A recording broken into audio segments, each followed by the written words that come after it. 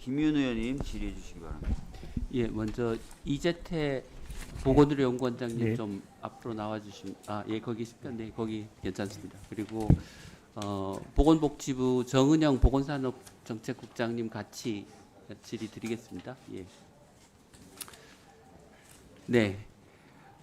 원래 의료 기술은 식약처가 안전성을 보고 허가를 하고, 그다음에 보건의료연구원의 신의료기술평가위원회에서 이게 임상적으로 효과가 있는지를 평가하고, 그런 다음에 이제 건강보험에서 이게 경제적인 기술인지를 보고 건강보험 적용 여부를 결정합니다. 근데 기술에 따라서는 그냥 내버려 두면 그런 근거들이 안 생길 것도 있고, 또 이제 위험도가 낮아서 우선 써보는 게 좋을 것 같은 것도 있고, 중증 환자를 위해서 빨리 필요한 것들도 있어서 그 신의료기술평가위원회, 보건의료연구원의 검증 과정을 거치지 않고 먼저 병원과 환자에게 쓰게 해준 다음에 나중에 이제 다시 정식으로 평가를 하는 이른바 선진입 후평가 제도를 정부가 해왔습니다. 그리고 최근에 이제 이 제도를 확대하겠다고 하고 계시죠. 네. 그런데 이제 슬라이드 한번 보여주시죠. 지난 2년 반 동안 선진입 후평가 기전으로 들어온 기술들의 를 사용해서 환자들이 부당한 금액이 263억 원입니다. 이게 다 비급여로 하기 때문에 전액 본인 부담입니다. 그런데 이게 이제 정규 평가 과정을 거치지 않은 기술들인데 이게 환자가 비급여로 전액 본인 부담하도록 하는 게 맞습니까? 이게 환자 돈으로 임상 시험하는 거 아닙니까?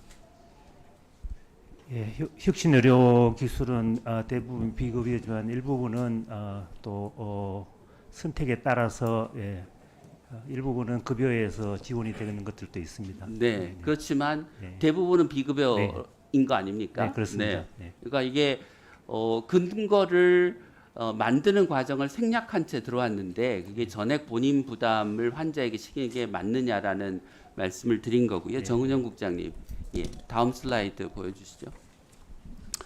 우리나라처럼 이런 이제 그 소위 선진입 후평가 제도를 도입하고 있는 나라들의 예입니다. 미국, 독일, 일본인데요.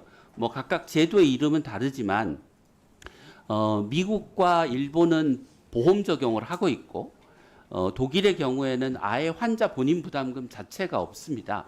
그런데 우리나라는 이게 환자 본인 부담금을 비급여로 하는 이렇게 한 이유가 있습니까?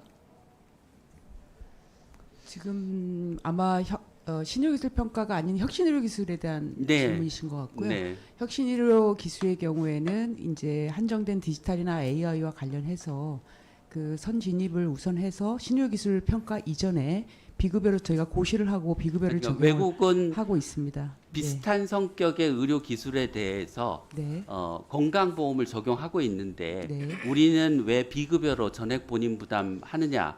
그게 근거가 없는 기술임을 고려하면 정부가 돈을 내서 해야 될 또는 민간이 돈을 내서 해야 될 연구를 환자 돈으로 하는 거 아니냐라는 비판이 있다는 겁니다.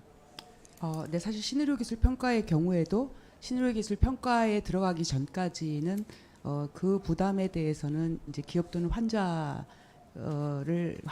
기업에서 부담을 해서 신의료기술 평가를 하게 되고요. 신의료기술 평가 다음에 급여와 비급여가 결정이 되는 그런 체계입니다. 그래서 그 부분에 대해서는 네. 일정 부분에 좀 다시 한번 생각해봐 주십시오. 네, 네. 예, 예. 전액 비급여로 하는 문제에 대해서 다음 슬라이드 저희가 아마 보여주시죠. 최근에 그 임시등재 절차를 마련을 해서 적용을 하고 있는데요. 그 부분은 이제 저희가 보험급여과에서 담당을 하고 있어서 네. 그 상황을 파악을 해서 말씀을 드리도록 네. 하겠습니다. 또 하나는 이게 이제 비급여이고 그 시장에 먼저 평가 전에 시장에서 쓸 수 있게 허용한 기술들이면 환자에게 충분히 그런 사항들이 설명이 돼야 될 텐데 보시는 기술들이 혁신의료 기술 평가 유예를 받은 기술들인데 예를 들면 MRI를 찍었는데 그걸 가지고 인공지능 기반으로 그 안에 뇌졸중이 있는지를 판단해 보는 알고리즘을 적용하는 겁니다.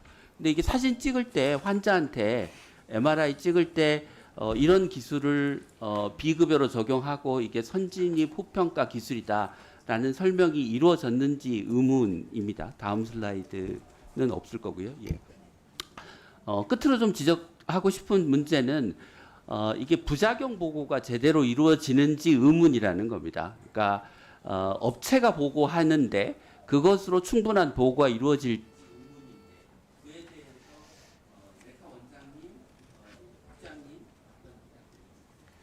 예, 의원님 지적하신 사항들이 진짜 많은 우려를 가지고 있는 것들이 사실입니다. 그런데 지금 실시간으로 그 모니터링하는 시스템은 되어 있지 않고 기관별로 또 분기별로 하다가 지금은 1개월에 한 번 정도 리포트를 하도록 되어 있습니다만은 부족한 것도 사실입니다. 현재 선진입 의료 기술을 실시간으로 모니터링할 수 있는 전산 시스템을 구축 중에 있기 때문에 그런 점들은 상당 부분 해결되리라고 생각하고 있고요. 두 번째 아까 말씀하신 그 동의서들은 혁신의료 기술들은 동의서가 반드시 필수는 아닙니다.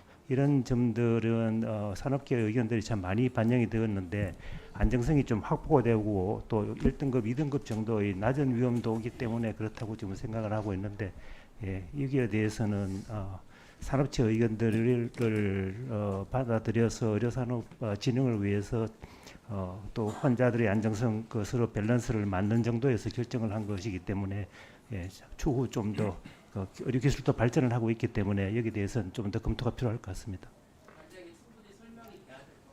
네, 그렇습니다.